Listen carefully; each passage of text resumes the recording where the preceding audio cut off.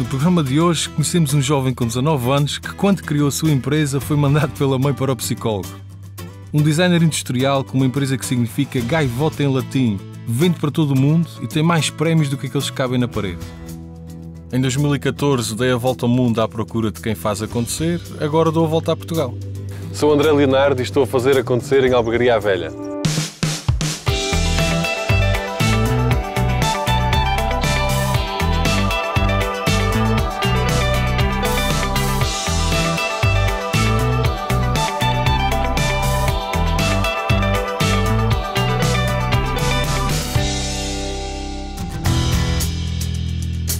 Albergaria à Velha, pois é. Cheguei com um tempo cinzento, comecei a pensar que não me queriam aqui, mas estava enganado. No dia seguinte, o sol apareceu e pude conhecer esta cidade que, pasmem-se lá, vá, está nos 40 municípios mais exportadores do país e fatura quanto? Mais de 1.000 milhões de euros. Pimba, por isto é que vocês não esperavam. Uma cidade com excelentes infraestruturas e claramente virada para a indústria. Curiosamente, enquanto passeava pelas ruas da cidade, encontrei aqueles que dizem são os melhores biscoitos da região. Eu ouvi dizer que aqui são os melhores biscoitos. São conhecidos em todo Portugal e estrangeiro. Isto é tempo da minha avó, paterna. Que a senhora já faz isto há mais de 70 anos, não é? Há mais de 70 anos eu nasci aqui, nesta casa, por isso tenho feito sempre, desde que comecei a granjear, comecei a fazer. Foi uma senhora que deu esta receita à minha avó, em Aveiro, para ela fazer e começar a vender e criar, ajudar a criar o filho. O meu pai cresceu e achou entusiasmou-se também com o fabrico do doce e a venda do doce. E fez então ali embaixo uma lojinha e começou a ter muita freguesia. Viajantes que vinham de fora. Muita gente a querer saber conhecer os biscoitos. Mas como é que apareceu o nome turco? Porquê turco? Porque no tempo do meu pai era moço novo, os familiares, os avós e tios, não eram pessoas dadas, não iam à missa e não falavam assim para os vizinhos. E os vizinhos uns para os outros de maldade começaram a dizer que eram como os turcos. O meu pai cresceu e achou graça a esse nome. E lembrou-se de pôr o nome Turcos. Manuel Turco, Casa Turco e doces turcos. E a senhora sempre fez isto? Nunca pensou em desistir? Isto foi sempre não, a sua vida? Tenho sempre gosto nisto. Gosto sempre disto. Quem faz por gosto, por gosto não cansa. Muito obrigado. Muito obrigado. E boa sorte. Muito obrigado. Tchau. A Dona Margarida tratou-me como um dos seus. Fez-me lembrar a minha tia-avó, Fátima, que quando eu era pequeno fazia queijo para eu vender, alinhava em tudo, preparava-me o almoço, o lanche, o jantar. Tia Fátima, bons tempos. De seguida fui ter com o João, o Lapas, como é conhecido, a incubadora de empresas da Albergaria à Velha. Olá, sou o João Lapas, estou com o André Leonardo a fazer acontecer em Albergaria à Velha.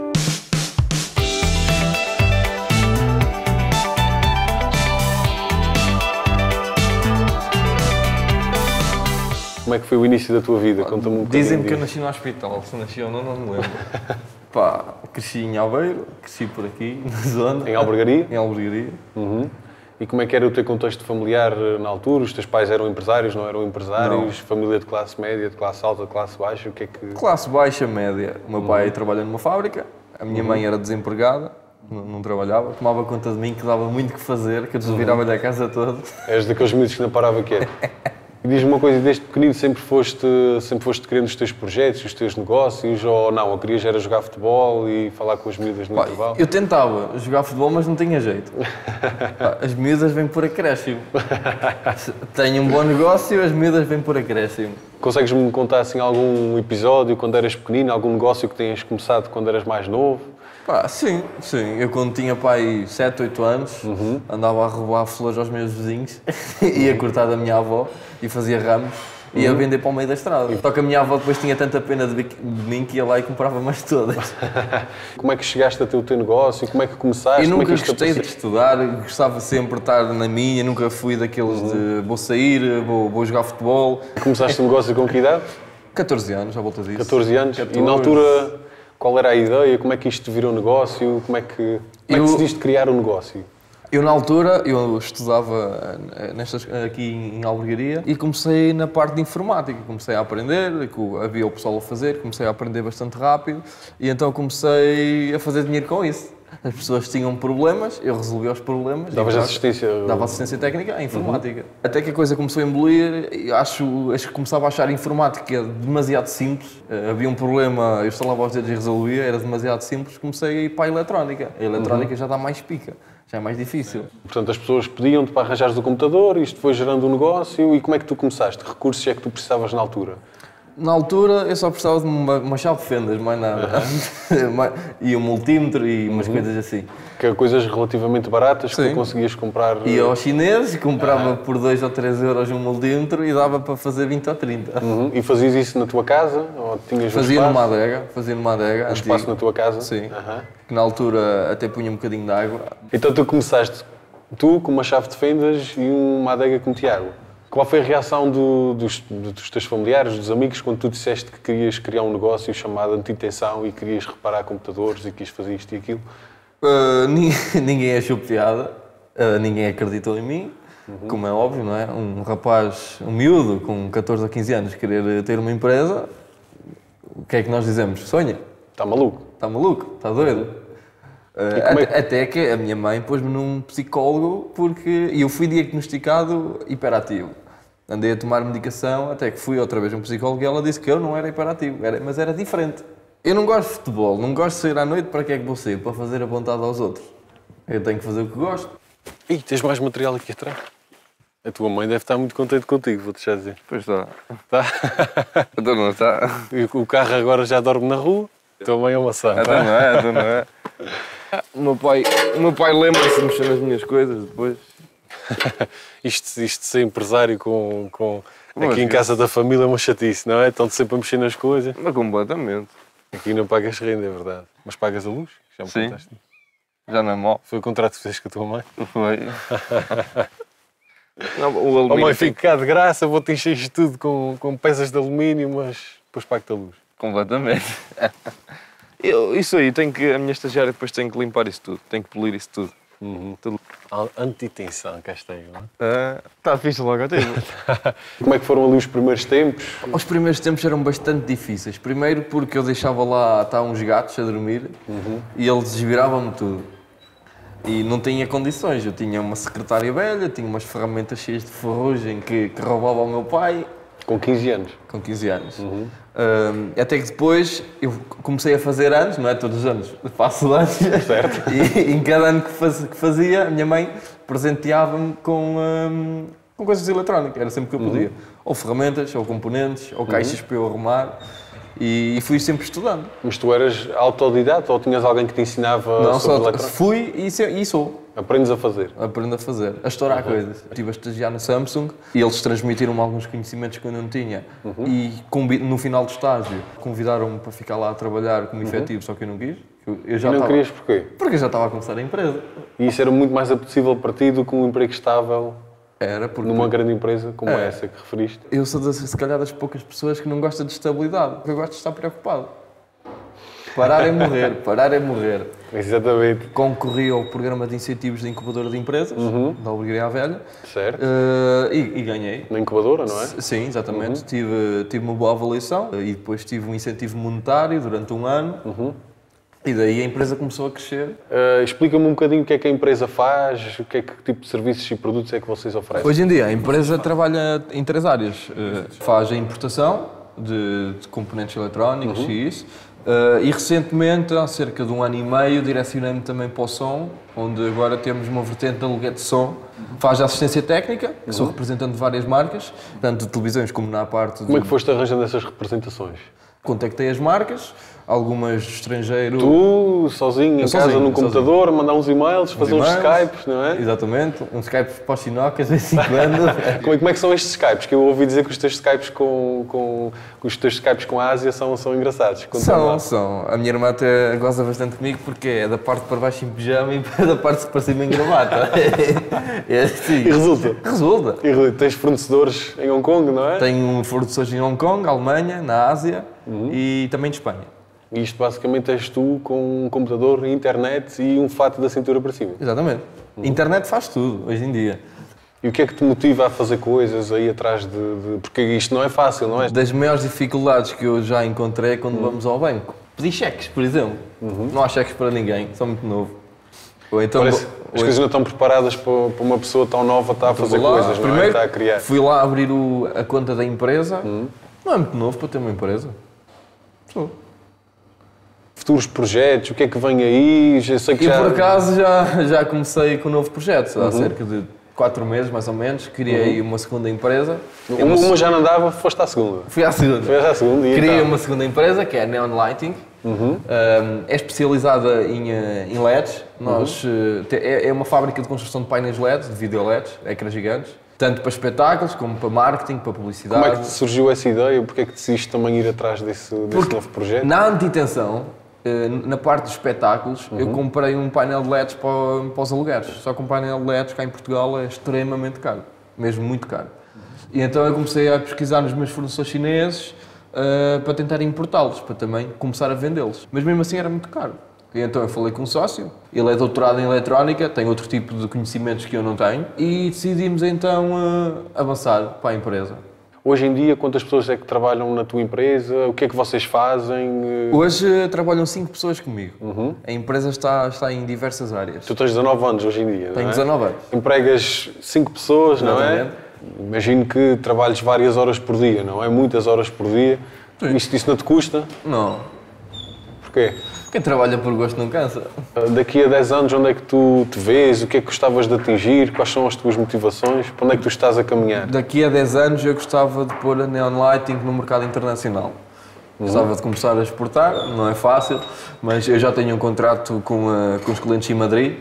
Agora é só dinamizar a empresa para ter... E continuar a crescer. É, continuar a crescer. É deixar ir. Então, e quando criaste a tua empresa, logo no início foi fácil? A malta acreditou em ti ou... O pessoal vê logo, é um puto, tem 18 anos. Ninguém dava... Ninguém dava crédito, ninguém acreditava em ti? Mas e como é que lidaste com isso na altura? Na altura não liguei, continuei na minha, continuei-me a esforçar para alcançar os meus objetivos. Mas acreditaste sempre que era possível ou de alguma forma isso deixava-te em baixo? Deixa sempre uma pessoa em baixo, não é? Mas nós não podemos ligar a isso e temos que acreditar no que nós somos capazes de fazer. Claro, mas e como é que... E hoje em dia, porque pronto, já passaram 4, 5 anos desde que decidiste começar o teu negócio, não é? Sim. E agora, hoje em dia, como é que as pessoas olham para ti? Como é que... Hoje em dia é até engraçado, porque as pessoas que antigamente me criticavam, hoje em dia vêm-me pedir trabalho. E tu? Já tentaste ajudar alguém ou qual é a tua reação para ti? Já tentei ajudar, só que as pessoas não querem trabalhar, as pessoas querem dinheiro. E as pessoas, para ter dinheiro, têm que trabalhar. Pois, já tiveste alguns casos onde tiveste que... Sim, posso dizer que já tive e tenho muitos bons colaboradores que se esforçam muito pela minha empresa e posso dizer que já tive outros que nem por isso. Uma empresa são os empregados. Uma empresa não é, se calhar, o dono da empresa. Uma empresa sem bons funcionários não funciona. E é preciso também, de alguma forma, ir motivando e ir fazer com que eles se sintam parte, não é? E se sintam à vontade e se sintam parte da empresa. A Rota de Moinho é o concelho todo, porque estão dispersos por várias freguesias do concelho. Depois há os PRs, que são os percursos pedestres, que são 14 km, mas passa à beira de alguns moinhos. Okay. Nesse percurso pedestre a gente podemos observar, se for preciso, aí à volta de umas 2 dezenas de moinhos. Gosta aqui de Albergaria? Eu gosto, por acaso até gosto. Sempre viveu aqui toda a vida? Claro. Aqui tem sido... Pronto, eu não, sou um bocado sedentário. Isto aqui em Albergaria é animado, ou não? Tem animação. Tem animação e bares e discotecas, tem muitos aqui? O Sr. Valdemar também se mete nisso, não? Não conto mais para as discotecas, não, mas tem aqui 2 discotecas e uns barzitos. Uns 2, 3 bares. E são engraçados? Tem a sua graça, não é? Mas o Sr. Valdemar à Patoeira vai muita vez, não é? Se tem lá muitas aves sim, e gosta disso. Eu gosto muito de andar lá e ver as aves e às vezes faço fotografia com aves e coisas do género, pronto. Aí eu tento ver mais qualquer coisa, não é? Tento explorar. Despedi-me do nosso amigo Valdemar e fui ter com o Pedro Martins Pereira a Laros, Assim que cheguei, e enquanto preparávamos a nossa conversa, fomos falando de algumas histórias engraçadas e ele contou-me uma muito interessante. Sabem de onde é que vem a expressão dar a volta por cima? Pois, se forem como eu, não sabiam. Parece que antigamente, quando o capitão do navio condenava alguém à morte, alguém que se portava menos bem, amarravam-lhe os pés e as mãos e faziam passar-lhe por baixo da nau. Se desse a volta vivo, tinha dado a volta por cima. Pois é, não sabiam disto. Apresento-vos o Pedro, ele que deu a volta, saiu vivo e fez acontecer. Olá, sou o Pedro Martins Pereira, estou com o André Leonardo a fazer acontecer em Albergaria à Velha.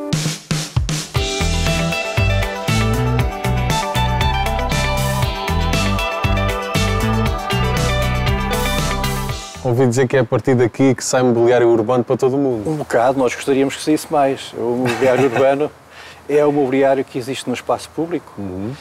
Nós temos como característica uma grande capacidade de projeto e a preocupação de desenhar peças que se integrem em diferentes locais, em diferentes culturas, procurando respeitar essa cultura e até, de preferência, valorizar a própria identidade local. E para que países é que já vendem? Onde é que já estão? O que é que já atingiram? Quantos prémios? Nós temos vendido, por exemplo, na Europa, para a Espanha, para a França, Holanda, Bélgica, Inglaterra, Alemanha, Angola, Moçambique. Mas também Ásia, Médio Oriente e tudo isso? Sim, sobretudo Médio Oriente e Magreb. Bom, eu nasci aqui em Albergaria, nasci no seio de uma família que tinha uma indústria, uma empresa criada pelo meu bisavô, que tinha sido fundidor desde pequeno. Nasceu já no meio deste ambiente obra. Empresarial, muita responsabilidade obra, social desta obra. Aliás, eu tirei o curso de Engenharia Metalúrgica porque me diziam desde pequenino que seria sempre o chefe da fundição. E fui o chefe da fundição. Em pequeno já vinha com esse pensamento de que um dia eu vou dar continuidade ao trabalho que está a ser feito. Da empresa. Ou seja, foi-me incutido e eu aceitei isso naturalmente como sendo uma das pessoas que seria responsáveis pela empresa mais tarde. Entretanto, fui chefe da fundição e depois entendi que o meu percurso devia ser outro. E então saí, fiz uma empresa, convenceram-me a frequentar o projeto que era o projeto JIP, Jovem Empresário de Elevado Potencial, que era uma espécie de MBA intensivo durante de manhã, tarde e de noite. Nas últimas semanas já quase não se dormia sequer. E aquilo deu-me também uma preparação forte em algumas áreas, áreas da gestão, da produção, da área financeira, comercial. Porquê é que se decidiu lançar nesta área, no mobiliário urbano? O que é que aconteceu? Porquê é que veio parar aqui e não a outra área qualquer? Passa também pela metalurgia, a produção. Esta empresa produz mobiliário urbano por uma razão, porque a primeira oportunidade que eu tive foi na área de mobiliário urbano, precisamente num concurso para Aveiro, de 8 quiosques. Na altura ganhei o concurso, as minhas condições eram que o pagamento inicial fosse 50%, com o primeiro equipamento de mais 25% e os outros pagamentos ao longo dos outros fornecimentos. Na altura, curiosamente, ninguém sabia. Eu não tinha nem funcionários, nem máquinas, nem edifício, não tinha nada. Mas já tinha umas instalações de baixo de vista, que eram umas escolas antigas, também um operário que mais tarde, durante 10 anos, foi o meu encarregado. E as máquinas já tinha previsto comprar a prestações e foi o que aconteceu. Portanto, arranjou primeiro o cliente e depois é que arranjou forma de entregar o produto. Eu percebi que começou sozinho, não é? Depois ganhou a proposta, começou por contratar funcionários. Quantos é que foram? Como é que foi a evolução? Primeiro foi um, que era... Foi um, portanto começou o Pedro com mais um funcionário. Exatamente. E era uma pessoa que trabalhava noutra empresa e achava aquilo tudo muito estranho. Uma empresa para fazer quiosques, que não tinha instalações, tinha funcionários, não tinha equipamentos e começou a trabalhar para mim só depois das 6 da tarde, porque saía de outra empresa. Portanto, e a magia de pé atrás. E o sábado também. O domingo não, porque era muito religioso e ia à missa, para o domingo não podia ser. Depois arranjámos um ajudante, depois ele a certa altura confiou e passou a trabalhar a tempo inteiro e depois foi crescendo. Quanto depois à minha, digamos, à forma como desenvolvi a empresa, com uma componente forte em termos de design, essa era qualquer coisa que já tinha a ver comigo desde sempre. Porque eu lembro quando fui estudar para Coimbra, nos primeiros tempos eu dormia de dia, pintava de noite. Só que depois tive que emendar as agulhas para conseguir o curso. Mas essa componente mais artística esteve sempre presente. E que eu uso muito hoje, porque eu desenho muitas das nossas peças e não só. Tenho uma natural abertura grande para trabalhar com autores. E o gajo trabalha com alguns dos mais excelentes autores.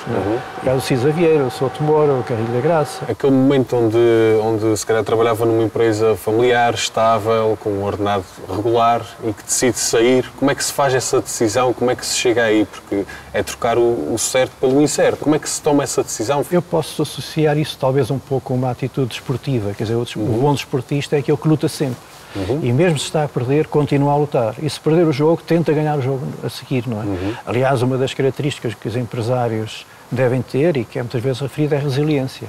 Ou seja, quando as coisas correm mal, e muitas vezes correm mal, é preciso dar a volta por cima. Nada vem de forma fácil, não é? Tudo dá trabalho. Decidiu sair, criou a sua empresa e como é que foram os primeiros tempos? Este início foi assim um pouco, como é que eu ia dizer, desafiante no sentido de que sem meios se conseguiu fazer empresa. Não é? Depois houve períodos difíceis, houve períodos em que, por exemplo, não havia dinheiro para pagar vencimentos, até porque trabalhávamos muitas vezes para autarquias.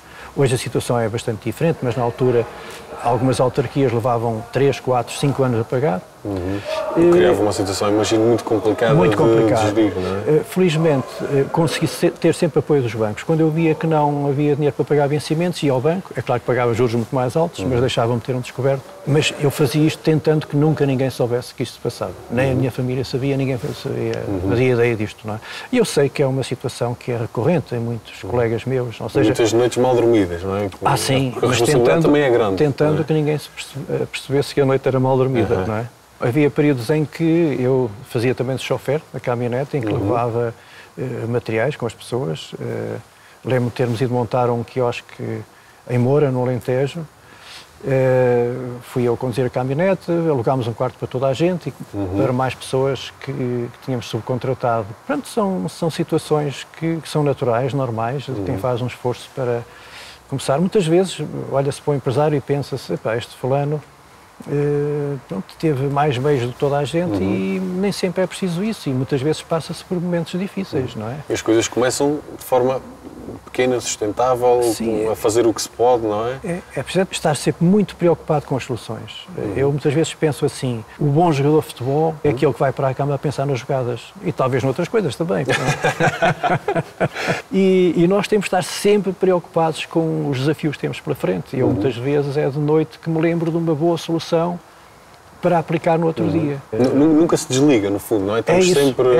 É isso. Mas eu acho que isso também é motivador, isso não é desgastante, acho que é motivador. Eu imagino que quem faz aquilo que gosta também não ocupa espaço, não é? Eu posso dizer que, não digo tudo, mas muito do que faço são coisas que gosto de fazer. E isso é importante, ter uma paixão, uma causa forte. Sim, particularmente o projeto, para mim é aliciante. Construir qualquer coisa de novo, poder desenhar uma solução que nem sempre de início nos agrada, mas tentamos ir construindo de forma a que nos agrada. Outras vezes, quase de início, nos agrada. A ideia às vezes pode ser muito boa de início, não é? Outras vezes vai-se construindo. Olhando para trás há alguns anos e aquele Pedro que começou, não é? Numa carrinha a conduzir, se olhasse hoje para ele, estava satisfeito com os resultados atingidos ou ainda há mais para fazer, há mais para conquistar? Eu estou sempre insatisfeito. Sempre. E hoje em dia onde é que está a empresa? Pois, hoje temos 35 pessoas. Temos também uma segunda empresa, porque a empresa que era da minha família acabou por falir, acabou por se desintegrar, mas comprei a marca e fiquei com várias das pessoas que lá trabalhavam. E alguma vez pensou em desistir ou isso nunca lhe passou pela cabeça? Não, desistir nunca. Acho que quando as coisas não correm bem, temos que encontrar qualquer coisa nisso que nos motive para ultrapassar a dificuldade. E desistir nunca.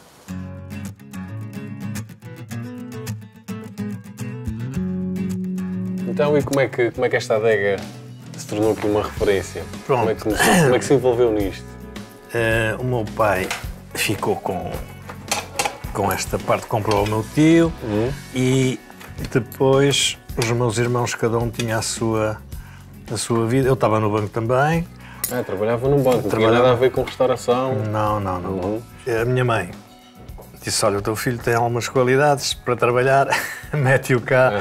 E pronto, envolvi-me aqui nisto, sem dar por ela, estou cá agora, passados quase 80 anos. Essa mudança do banco para aqui deve ter sido radical, não? E eu trabalhar todos os dias de fato e gravata. Uma das coisas que eu fazia era, quando saía logo do banco, a primeira coisa que eu fazia era tirar a gravata. Já vi que é como eu, este formalismo. Gravata. Muitas vezes saía do banco, vinha para aqui servir à mesa, ajudar no que era preciso, e depois a minha mulher mandava-me lá uma fante, uma sandes de carne, um prego, uma coisa qualquer que eu ia, comia, limpava, vinha atender as pessoas, faz saúde. Quais são as especialidades da casa? É tudo bom, eu já sei que é tudo bom, mas se tiver que escolher dois... Os pratos que são emblemáticos aqui da casa é a vitela assada no alguidar e o bacalhau assado. porque ainda temos um fogão a lenha que tem muitos anos. Os TPs eu não digo. Não, isso eu compreendo. Eu vou voltar cá. Isso é uma coisa minha. Exatamente. Eu sei que não pode ver muito, estão lá em casa, depois ficam zangados. Sabe que eu em 2014 fiz uma volta ao mundo e pronto, e na altura tinha que falar com os meus pais, que são pessoas relativamente tradicionais lá dos Açores, e quando lhes ia a contar não sabia muito bem como é que ia abordar o assunto. De Guilherme. Da Ilha Terceira. E a minha tática para amaciar o assunto foi comprar umas garrafas de vinho e ver se amaciava ali um bocadinho a coisa. E correu bem. A minha mãe aceitou. Naquele dia aceitou mais ou menos, no dia seguinte não aceitou nada. Mas depois a coisa já estava escrito, não é? E aqui, enfim, estou aqui no meio de duas pessoas que fazem acontecer, não é? Que têm os seus projetos, os seus negócios. Aqui em Albergaria as pessoas são todas assim. Como é que, ou são um bocadinho aversas ao risco? Estão habituadas a criar negócios ou não? Eu acho que a Albergaria evoluiu muito, como todas as terras, no fundo. Há muitos anos isto era uma região em que as pessoas se dedicavam mais à agricultura. Nos últimos anos evoluiu muito mais. Inclusive hoje em dia existe até algum dinamismo provocado pela própria Câmara, no sentido de motivar os jovens a dedicarem-se ao empreendedorismo. Pronto, e vê-se já muita gente... Nota-se diferença? Sim, e hoje em dia o mundo é cada vez mais pequeno, as pessoas conhecem tudo, não é? E isso motiva que as condições aqui já não são muito diferentes do que são noutros locais para as pessoas se sentirem motivadas, não é? Um brinde aqui à adega e que nos encontremos aqui. À vossa visita, muito obrigado pela atenção. Neste programa fizemos acontecer em Albergaria à Velha. No próximo vamos estar... Pois é, queriam. Ainda não vos vou contar. Cá estaremos no próximo episódio a fazer acontecer alguns por aí. Gostaram do vídeo? Então subscrevam, partilhem ou vejam outros vídeos.